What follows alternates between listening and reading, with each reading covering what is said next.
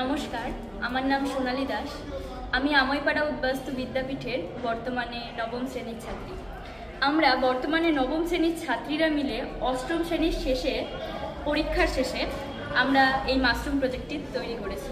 খুব সহজেই কিভাবে ঘরে বসে আপনারা মাশরুম চাষ করতে পারেন সেই বিষয়ে সংক্ষিপ্ত আলোচনায় আমরা এসেছি। আমাদের এই প্রজেক্টের সাথে সম্পূর্ণভাবে সহযোগিতা করেছেন আমাদের বিদ্যালয়ের মুকেতুল স্যার এবং শিপ্রা ম্যাডাম। তাদের সহযোগিতায় আমরা এত একটা ভালো ফল পেয়েছি। এটা আমরা কিভাবে চাষ করলাম সেটাই আলোচনার বিষয় আছে। প্রথমে আমাদের লাগবে ছোট ছোট খড়। সেই খড়টি ভালো করে খুব জলে ভিজিয়ে নিতে হবে। জলে ভিজানোর পর সেই খড়টিকে আবার চুন জলেও ভিজিয়ে নিতে হবে। চুন জলে ভেজানোর পর সেই খড়টি হালকাভাবে রোদ্রে শুকিয়ে নিতে হবে। খুব যাতে শুকিয়ে না যায় সেই দিকটাও আমাদের লক্ষ্য রাখতে হবে।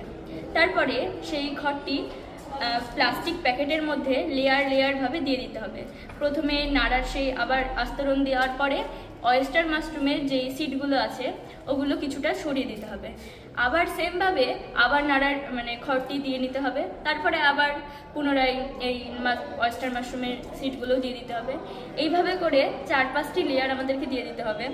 তারপরে খুব ভালো করে যাতে খুব হাওয়া না ঢুকতে পারে খুব বেশি, সেই জন্য গার্ডার দিয়ে আমাদেরকে মুখটাকে খুব ভালো করে পেঁচিয়ে রাখতে হবে, ঠিক এইভাবে। তারপরে জায়গায় জায়গায় ফুটো করে দিতে হবে। তারপরে প্রতিদিন এটায় জল স্প্রে করতে হবে। তারপরে 1 থেকে 2 মাসে আমরা এর ফল ঠিক এইরকম পাবো। আমরা এখান থেকে কিছুটা খেয়েওছি, খুব ভালো ফলন হয়েছে।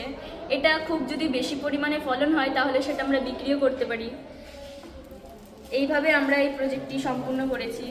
যারা নিরামিষ খায় তাদের প্রচণ্ড সুবিধা। এটি একটি প্রোটিন জাতীয় খাদ্য। যদি এটা খাওয়া হয় তো তারা মাংস না খেয়ে এটাও খেতে পারে, কারণ এটা নিরামিষ যারা খায় তাদের জন্য খুবই উপকারী। এইভাবেই আমরা এই প্রজেক্টটি বানিয়েছি।